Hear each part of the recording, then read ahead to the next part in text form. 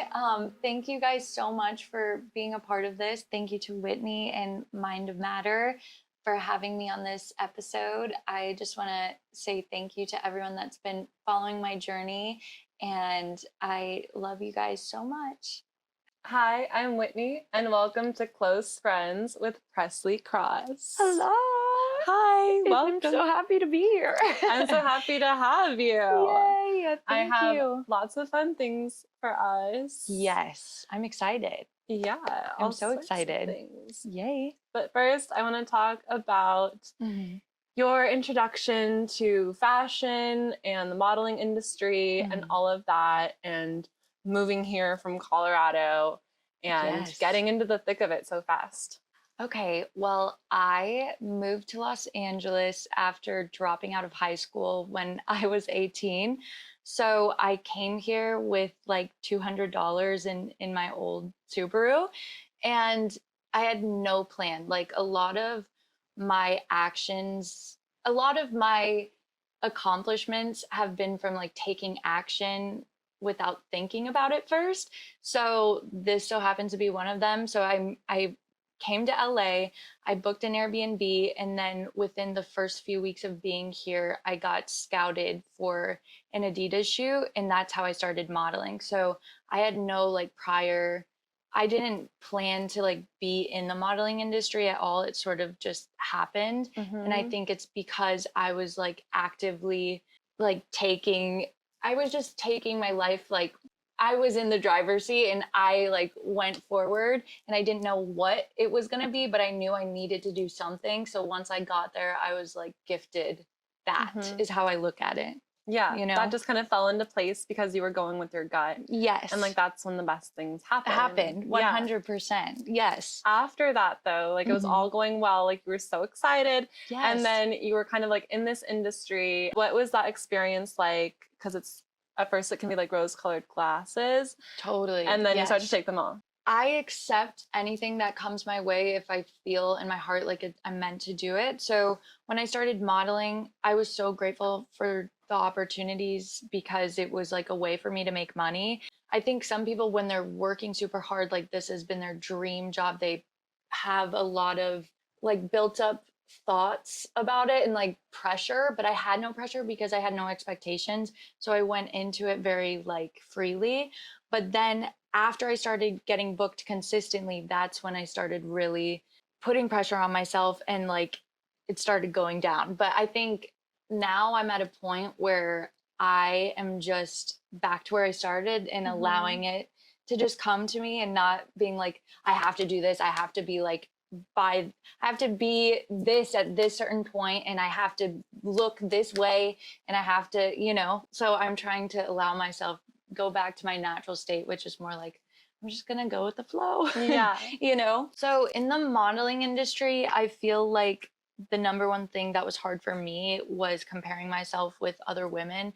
And it had never been previously like an issue for me. I felt growing up really secure in myself and had a good sense of self. But going further in the modeling industry, it started stripping that away, and where I was like, I need to be in this box, which I know myself and I know I'll never be in this box. So it's just like this constant trying to like be this thing I'm never going to be. And that really does take a toll on you. I was spending money I shouldn't have to try to look certain ways. I was obsessing over trying to like be something just for what? Like it wasn't even my plan to be a model, and I got so sucked up into it.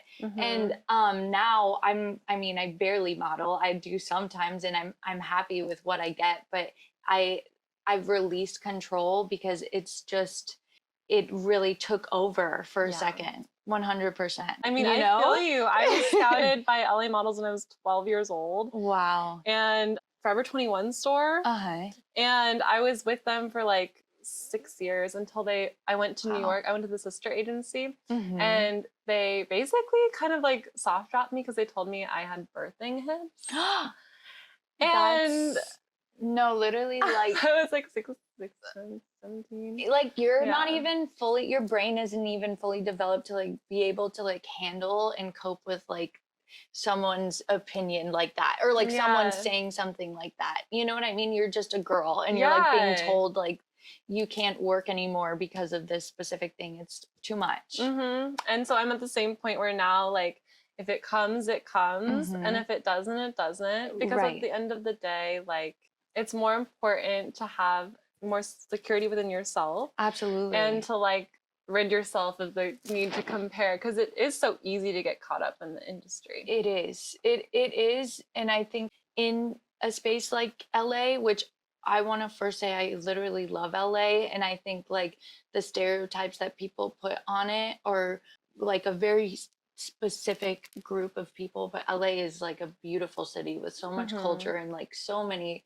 good things. But like when you decide to be in this specific industry, it's just like so ruthless and cutthroat, and there's not a lot of like I see you as you and you see me as me. It's just whoever's fucking up top. You know what I mean? Yeah. And if you're like a sensitive person, it's hard to like continue on with it. If you're like at the bottom, like if whatever you are, whether you're the photographer or the model or, you know, doing the lighting or whoever, like if you don't have that name for yourself, then the other people that do are going to be priorities. Right. And then the people that are like on the bottom or just entering or whatever their case is are going to not get the same attention and get taken advantage of, possibly. Right. I think that the modeling industry is competitive and like there's nothing you can really do about that. Like that is just what it is.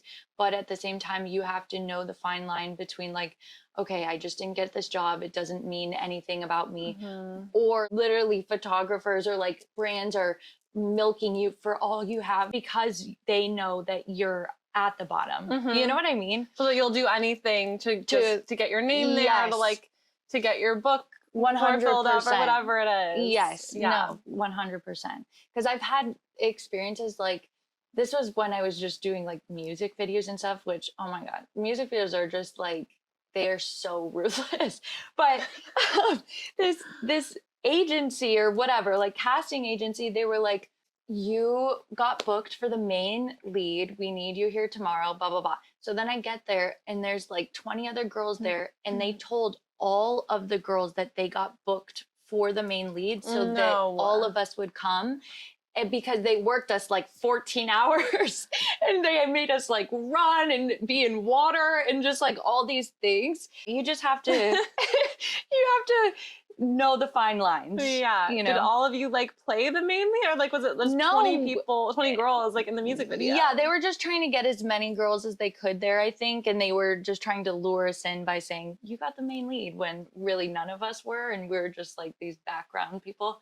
And we were running through the heat. Like it was for a dramatic, huge music video. But it's just like, that's fine. And that's, if you want to do that, that's great. But like, you have to be honest and like, forthright about it. For sure. You know? For sure. For sure. And like social media and like the internet, I mean, back then there was Tumblr and full forums on like, like promotions of eating disorders. Yeah. And things like that. It got really dark for teens. Really dark. And their parents had no idea. Because literally like, there were like these whole websites around like around anorexia or bulimia and all these things. Right. And it was a pretty dark era. It was before the era of like those things coming to light and like people finding community and like trying to seek help. It was just like it was just indulging in it, and there was no like light at the end of the tunnel. It was just a community building of not good, you know? I mean, which I was a part of, unfortunately. Like a part of I as a 14-year-old girl started finding myself, oh, like look at this Tumblr account. And then you're not realizing what it's doing to you. No. You know? You're not. No. It's bad. You're not. And the role models, the pop culture and the zeitgeist is Victoria's Secret models. I mean, since then, like there's been a whole upheaval in the industry, which is so great. And people are like, I'm not on the top of my body book. Right. Things are coming out and, you know, women of all sizes are being represented and, you know, diversity is becoming the Absolutely. norm. Yes. But back then it was not the case. No, it wasn't. And it now, I feel like, is coming back in a more covert, subtle way. If you like look at what is trending now, it is going back to like, oh, skinny is in, like, or just first of all, it's unfortunate that like women's bodies trend like a piece of clothing since the 1800s. I mean, yeah, back then it was, you know, voluptuous women that, you know, weren't getting a lot of sun, like the royal, like the European royal look. Like since then, like there's sculptures and like you know, and art from that era, from the Renaissance, from the beginning of time. Yeah, you know, there's been some idea of what a woman's body should be like, and that's just so crazy. And I think like I'm so grateful that we're coming to a point where everyone is getting more celebrated in the industry, but some of the same people that like promote like body positivity, they're actively a part of like the culture that is like, I have to be skinny. I want to be around people that are skinny. And it sounds crazy, but it's so true. And it's very real in LA. Yeah. So it's like, let's just be fucking real. Like, actually, you know, like be what you are and say what you think, you know? To those some people, like they're on their own journey. And if you're still battling those issues and projecting it onto other people, like it's coming from a place within yourself. That's so true. On your healing journey, best of luck. Absolutely. And if you're coming out of it, like, congratulations. Yes. And if you're already there, like, good for you. Yes. No, 100%. And I agree. And that's not to say exactly what you just said. 100%. Yeah. But yeah, I mean, there is so much like still negativity and like the culture, I feel like will ebb and flow, and like it's just you got to stay strong through it all. 100%. It's tough. It's tough. Yeah. How did you cope with the pressures of the industry that you were feeling them? My modeling experience was very on the side compared to like my experience as an artist in general. And I think although they so happen to like mix a lot, I had a harder time coping with just like being in LA as an artist at all. Just wanting so badly to like express yourself in whatever shape or form, and feeling like the real world pressures. You can't just like go out and express yourself, or you can, absolutely, it's what I'm doing, but it takes more work than like what is shown. But I also just think like in the modeling industry, it's just, you have to really be yourself, and like you might not get a job for it, but you're going to end up really like putting yourself in a dark place if you continue to like try to just be a certain way or try to fit a certain measurement, because it won't last forever. So it's better to just go within and just keep it pushing, you know? It's hard, and it's even harder as a teenager when you don't even know where your true north is. Yeah. And you're just so malleable. So open. It's such an open space, and you're like, where do I go? Yeah. And I think like it is so good to try different things when you're so malleable. So you can know from an early age, like, okay, I can feel, okay, this might be who I am. Let's go further down this path, you know? And if it doesn't work, that's okay. But I think being scared to try things, it just will eventually leave you with feelings of like, fuck, I wish I tried that. Right. You know, I love to try stuff, like whatever it may be. I like to just see if I can do it. And even if I can't, then I just keep trying until I feel accomplished. Like, okay, I have another skill under my belt, you know? I think that I started really like being consumed by the industry and just the lifestyle of LA. And it consumed me maybe more than the next person, because I have a deep sense of myself, and I could feel that I was so going against it. So I was being just like pulled back to myself, like no matter how harsh of the circumstance. Like I just think I would try to do something like knowing it's not in my path, And the universe would be like, you're not fucking getting away with that. So we're going to make you learn your lesson. And it's just like constantly going through that until it's like, okay, I'm going to like accept, like, I'm just going to let go and accept and just be myself. And that is so scary, but I'm just going to do it because I'm being shown like trying to force something that's not you is just not working, you know? Yeah. No, the best things come when you like have a general idea of like what you want to bring in, and then like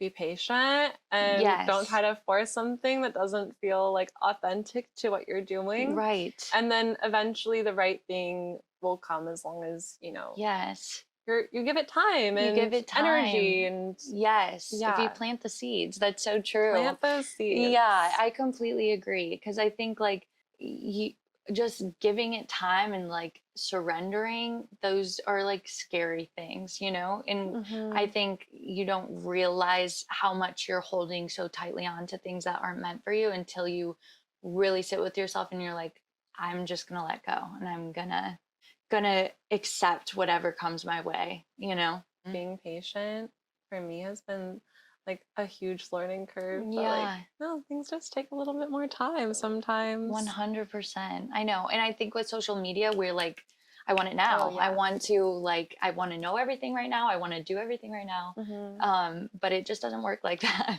Yeah. So, I mean, in LA, everyone's always, or in the city or wherever, I mean, on social media, you're exposed to so many people doing so many cool things all the time. And it just feels like, I'm not there. I'm not even close. But then I'm just like, that is not my journey. So I am just going to, I don't know. I think like, especially if you feel like you're someone that you look at someone else and you start soaking it in, it's just best to not. And that's harder. That's easier said than done, because social media and just our phones in general are so addicting. But I feel like going back to what you were asking before, another thing that was really helped me get through it was just stopping all consumption of media, you know, for a while, and just like being with yourself. My mom passed away in 2019. I'm so sorry. It's okay. But after she passed, I permanently deleted my Instagram account. Like, I can't get that. I can't get it back. I've done that before too. I had to start from scratch after processing something that heavy and challenging. Like I knew the last thing I needed was to like continue my Instagram habits. And I was only like, I was just so raw, but like coming back to it, like you have to feel ready, because it is a lot to take in. It's a lot for the brain. It's a lot of, I mean, we're visual creatures 100% as humans, and constantly consuming that and not having like a solid boundary of consumption. Like some people are really good. Like, I only spend an hour on my phone a day. I'm like, good for you. That is amazing. Like, good for you, literally. Not me either. And I think it shows like when you're feeling like raw human emotions, you tend to go back to like the basics. Like we're not meant to like be in this like state of constantly receiving. It's too much for us, you know? I think that's amazing. But your online persona, yes, like that's been, I feel like, just a true reflection of you. And when did you like kind of start gaining this like sense of like, this is me, I am it, and like in licking tears? As it was? Yes, I deleted my Instagram when I moved out of Colorado, because I just wanted to leave everything behind, fresh start. So I restarted it then, and I started feeling, because I came from a really strict like Christian home, and I went to a super strict like Christian school, and I was constantly pushing to like just be myself. But at that point, once I finally accepted like I'm going to LA, I just wanted to like start over and no one know me. So I started over, and I started just kind of posting like really authentically. And I think like after a few years and after modeling, I just started gaining some traction. And that's how Licking Tears came and all these things. But I will say, like, that era when I feel like I was doing socially the best on social media, it wasn't like very me. Even just in these past 6 months, it's started to become me so much more, just because I think I looked at social media as this thing that I could control, and I could like curate it exactly how I wanted it to be, and like choose how people perceive me. So I put a lot of energy into it. I would get told, oh my God, like I know you from whatever, from TikTok or whatever.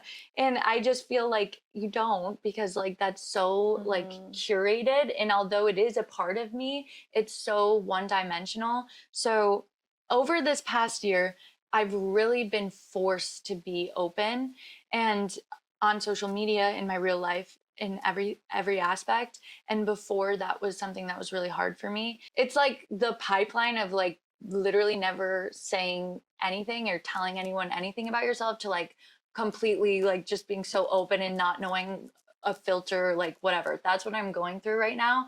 So like right now I feel the most authentically me. I'm going through a lot of changes in my social media, but like I literally will say whatever I want, because I think that in this past year I've gone through a lot, and the more I become open about it, the more I see how helpful it can be to others, and how much of a community I'm building. Like we are building with each other to be open with each other, like in a safe space. And before, it was just, I look cool, like this is a cute picture, but it was like nothing real, you know? And so I've had a lot of like, there's more energy involved when you choose to be real on social media, good and bad. But I'm so grateful that I did it, because I can feel myself just building a sweet little, just like people I don't even know, but we can be so open with each other, and I love it. So yeah. Yeah. And now it's your stunt girl. Yes, now it's your stunt girl. I feel like it's definitely like that is the era right now. That is the era. Yeah. And so take me through your style bundles and like where those start, and like the whole like drama behind the style bundles. Yes. Because I feel like there's a lot to say on that. Yes. That we need to tell people. Yes, absolutely. So when I was still licking tears on social media, I ended up having to abruptly let everyone know I was in an urgent situation and I needed like money immediately, basically, to get out of debt. So I chose to do it this way. I didn't have to, but I did, and I'm grateful I did, even though it's been a crazy journey. I let everyone know, you guys, I am going through it right now. I'm opening up style bundles. So if you guys want one, please let me know. You're going to be helping an artist in need, and I don't know what the fuck I'm doing. This is premature, but I ended up blowing up really quickly with my business. But at that time, literally, it wasn't a business. It was just like all chaos. I was doing everything out of desperation and like chaos. So really quick, can you explain what the style bundles are? Oh yes, of course. Oh my God, I'm getting right into it. So you pick clothes for people, right? Like people like send you like their mood board or something? Yes. So style bundles are basically, someone sends me their mood board or whatever they want, like in their little package. So then I go out and I thrift for them the outfits that they want, like curated outfits based on their inspiration. So I open that up to the public. So I have always been a fashion girl, like literally since I can remember. So it's not like it was like a random choice for me to make style bundles, but the style bundles themselves were just premature. But yeah, it's like if you wanted like a one outfit because you have a birthday party to attend, you can send me like a mood board and I will go out and pick it for you. And I'm a big slow fashion girl. I'm like very opposed to fast fashion. So it's just me. I'm walking in LA. I literally got a car like last week, but I was without a car in LA for like 4 years. So I'm just walking to different thrift stores, like curating little outfits for people, basically. is So what it how is. many like people did you have needing these outfits? When it first started, I accepted 100 customers, which is a lot for A lot one of girl. outfits. But Was there it a was timeline that you needed to get these done by? no, I basically I was very upfront with what was happening. Like, I don't know what I'm doing. And this is like basically a fundraiser, but I want to do something in return. So Mm-hmm. I'm going to do these style bundles. It became such a huge part of my life so quickly. It took over my life basically. But after I fulfilled the first 100 orders, I was like, okay, like, maybe I should just keep this fucking going. Like, Mm-hmm. I love this. I'm feeling like this could be great. And really close, like literally right after that, I had an agency reach out to me and they were like, we've been watching you and like, we want to set up a meeting. We're super interested in talking to you about like your business and just you. I connect with them. They end up wanting to invest in my business. So that takes it to another level where it's like I am going nonstop. But it was their first fashion venture. They're like primarily like music people. Mm-hmm. So we were both just kind of figuring out how to run a business together. And like there's a lot that goes into a business, like a lot. And for someone like me who is very right brained, like I'm not a structured person, I'm very not organized, I'm not the best like in certain ways that are absolutely vital to run a business. I started seeing very quickly, I can't do this on my own. Like, Mm-hmm. this isn't, with the amount of people I had, with the amount of pressure I had from my agency side, because my agency side, like, they just kind of looked at the overall view, not the day to day what it takes to like run a business. They were Mm-hmm. like, maybe next year we could do a pop up here and like we'll help Mm-hmm. you plan it. But like the day to day fulfilling orders, all those things, like I had no help with. And I looked at it because something so beautiful came out of such a like dark thing. Like, I was in such a desperate place and I ended up like finding such a beautiful like sense of community with everyone that wanted to have a style bundle. I felt a big pressure to keep going. And I'm grateful I did. I'm so not like a girl boss girl, but like I've been looking into just like different entrepreneurs and like everyone, and they're like, it is so okay like for you to like be fucking up. Like, it is so vital and a part of growing a business. Like, you have Yeah. to do that. And for me, I like didn't want to fuck up, so I just kept going and kept going. And I was like, no, I have to like step back and be like, this is not working the way I'm doing it. I don't have a car. I'm literally dragging bags and suitcases back like miles every single day. I can barely talk to my customers because I'm so focused on this. Everything about it just wasn't working, and I was trying to force it to work. So I finally was like, I can't do it anymore. I can't do it. You guys, I'm so sorry, but I have to stop. And it was so hard for me. Mm-hmm. It was after a year of doing this, like, and making it work. So after a year, I finally was like, this isn't fair to me. This isn't fair to anyone else. I need to like take a fucking break, and I need Mm-hmm. to evaluate, like reevaluate, see what can be changed, and then come back with the knowledge I now have.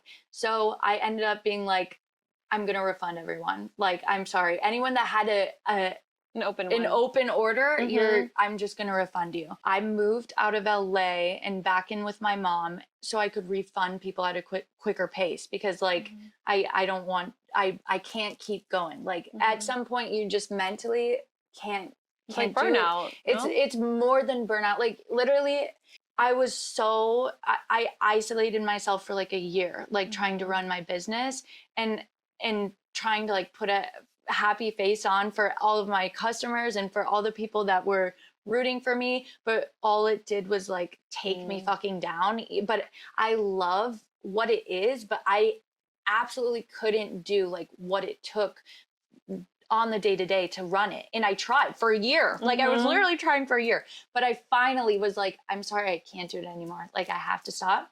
So I moved out of LA. I moved in with my mom. I've been refunding people, and I'm finally at a place where I'm done and I can come back to it. And I'm choosing to come back to it in like an unconventional way, because I think like fast fashion has brainwashed the way that we look at like businesses in general and like how we consume things. And it made me realize like how much we are consuming, to the point where when we look at like one person that's trying to do so much, we're expecting the same from them as like a huge corporation. You know what I mean? Yeah. So like, I think it should be normalized for, even though I stopped because of my own, like I couldn't handle it in general, I think it should be normalized for things to take time. Like things should take time. Like if it doesn't take time, there's a reason why it's not taking time, and it's like out of lack of care, or like someone's not getting like paid what they should, or like, you know what I mean? So like I don't think there's anything wrong with that.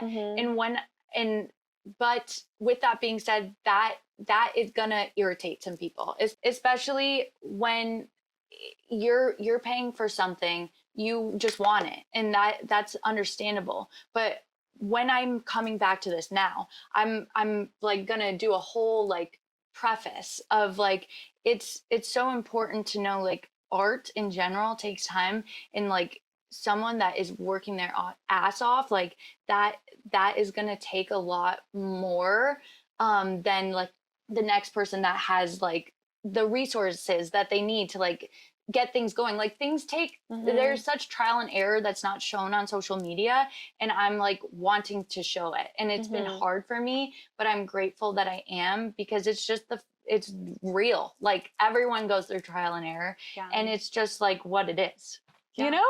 In your hardest times, like you're not going to take content of you with, 20 bags in your hands, so true, sweating, walking to the nearest whatever the fuck train that station. Is so true. Stop. You're not going to be like, oh, no, it's brutal out here. No, that is so true. That is so true. And that was another thing that my customers, they were like, we just want to see behind the scenes. And I'm like, please, it's embarrassing. Like, I don't want to show you. But that was when your stunt girls started happening. And I decided I'm just going to be so fucking open about my business and vulnerable, so people can see like it. I'm not posting because like I forgot about it or like I don't care. It's actually the opposite. And like, I just don't want to show you the ugliness. But it came to a point where it's like, I'd rather show people the ugliest parts of me than them fill in the blanks about like who I am as a person, because I can own me, but like I won't accept like someone being like, she doesn't care, or she's taking too long. It's like, that's just not true. So instead, I decided to like open myself up really, really vulnerably to the public. And honestly, oh my God, it's literally making me emotional, and I don't know why, but I just think like doing that was the best thing I could have done for myself.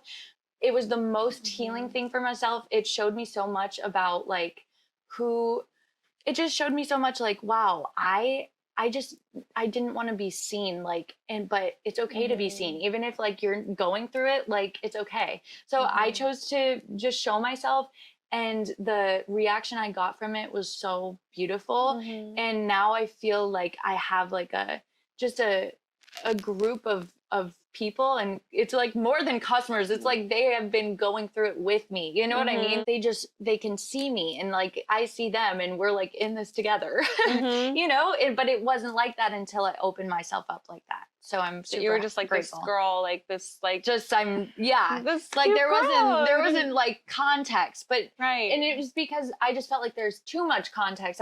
There's too much. I don't want to show you, like it's too much, but now I'm like, okay, it's a lot, but it almost seems like it can be black and white. Like, oh, I'm going to show you like everything and pour my deepest, darkest secrets out to you, and show you like everything in my whole life, or like it's nothing. Like it's, and I feel like there's middle ground is just so hard to find. Yes, it is. It's just so hard to find. It is, and I would love to get to that. But I think on social media, like people want you to be. They need extremes in order to understand, which is so crazy, because it's like in real life, in us as humans, it's not like that. But for some reason on social media, it is. But it is for yeah. some reason. Yeah. I feel like there's just like different types of people that showcase different things, and you have to fall into a certain category in order to be like, you know, like, oh, this makes sense. Right. To be made sense out of, or whatever. Totally. So how did like reinventing your persona go, like for you, like emotionally? Because you changed, you know, your name, you changed like your content, you deleted things, you put out new things, and like there was like a major shift. Yeah. So how is that for you, like emotionally? Well, I'm just going to be honest. I do that a lot. Like that is something I've always done. So it's not, I realize the type of person I am constantly changing all the time. And it like shows up in my social media with what's going on, even if it's just in subtle ways. I don't put a lot of weight behind like my Instagram handle or like whatever. It goes along with like the way I dress weirdly, but like I just put on what I feel that day, and like I don't think about it too much, you know, like, and it goes with social media. Like if I want to post something and then 2 seconds later I'm like, never mind, I delete it. And that's just what it is. Like I've always been that way. So it's like emotionally for me, it's just like there isn't a lot of emotion behind it. It's just like, it's the way that I choose to navigate like cyberspace. You know, so it's more of like, you know, like a fun thing. Like, yeah, totally. It doesn't have this like dramatic impact. No, I don't think so at all. And I think like sometimes more than others, like this is a bigger deal. I archived everything and I just posted my 2 style bundle video. So it's like, it's preparing for a new era, but like there will be so many new eras. You know what I mean? So it will probably change in next week. I don't know. This is just the current phase. Yeah. The current phase of the parcels. Totally.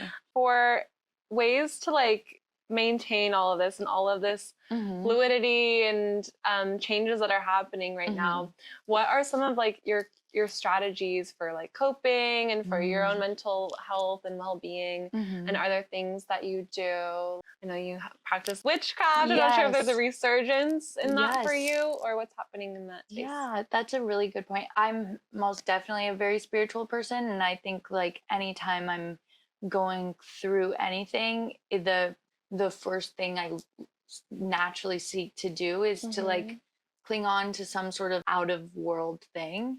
I have been practicing witchcraft since I was 16, and in the beginning it just changed my entire life. But now that I've been practicing for quite some time, like it's just more of like a part of my daily routine, like and it's just like a sort of state of being. But you're so right. And I do think more than ever right now, I've been thinking about maybe I should get a new tarot deck, or maybe I should do this, because you get to a point like when you have been practicing witchcraft for so long that like the tools within witchcraft don't matter as much, like a tarot deck or whatever. It's like those are just tools. That's not the actual like thing, you know, like you can still be actively practicing without a tool.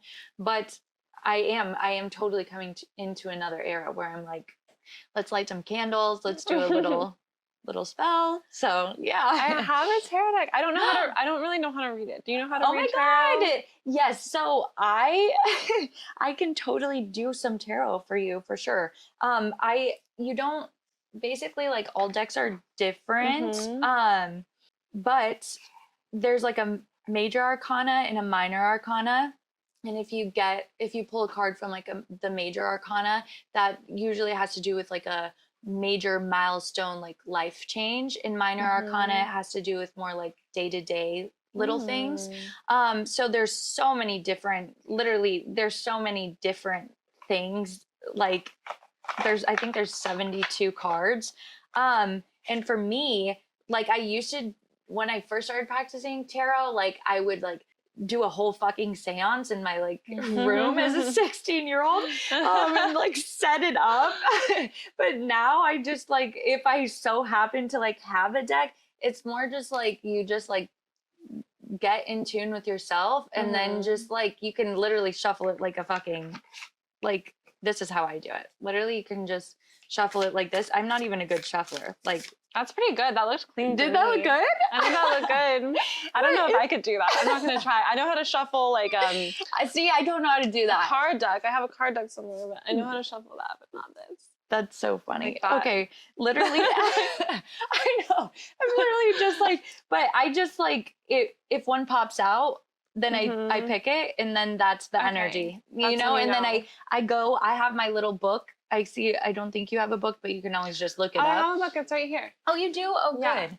Okay. What's that card? The higher are. I can't read it. The Hierophant. The Hierophant. Hierophant? Aerophant. That makes sense. Okay. That totally. This is so cute. Means? This is a cutie little deck. I got it in Austin, Texas when I was like there on a solo mission. Aw. I love that. Okay, we're gonna find out what this Hierophant. Okay, there's the card. There's like the book reading. Okay. Okay. So yeah, so this is how I do it. I never have been one to, I just haven't felt inclined to like remember every single card name. This might have different names. I've never heard of that name. Yes, for sure. Different, like these are all the same, like Page of Cups, Ace of Wands, all of that, but some have different ones. Okay, this is what it says. Blessed be this land where angels walk. Aw, all of us. Okay, you are a channel for heavenly gifts, a conduit for our guides to communicate. It is you that has been chosen to see beyond the bounds of our human bodies and desires. You are the clarity for those who travel with clouded sight. Keep your eyes open. Don't feel nervous to deliver these messages. That kind of just gave me chills because we're literally talking and people will see it. We're delivering a message. We're delivering messages. That's crazy. Well, so that's a good the one note to conclude on. Yeah, absolutely. Oh, that's the card of the episode. Yes. Yay. Thank you so much. Thank you so much for having me. I love this. I appreciate it. For being my close friend. Yay. Oh, I'm so happy. Thank you. Yes. I love it. Cut.